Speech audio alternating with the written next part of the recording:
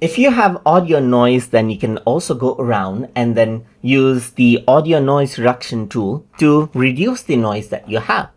So to do that, I'm going to go around and upload out an audio clip. So I'm going to go around onto my YouTube folder, and then I'm going to bring in the test audio that I have right here, just like this.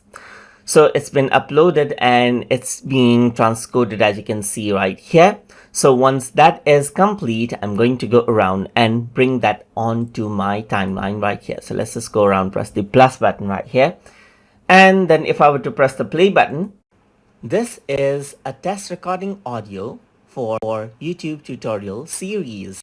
So there is a bit of noise over here on the audio, and if you want to go ahead and then, let's say for example, remove it, then what you can do is you can reduce the noise right here.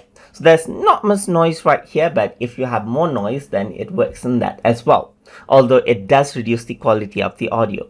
So if I were to go around and turn this on, then it says noise reduced, as you can see right here. So it analyzes the audio for noise and then reduces it out. So if I were to press the play button, this is a test recording audio for it suppresses a bit of noise that there is in the audio file right here.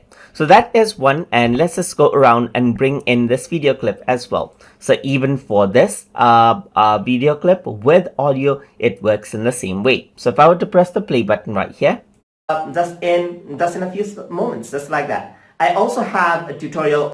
So now if I were to go around and then go to audio section, then you get the noise reduction over here as well. So it analyzes out the noise in this particular video and reduces it.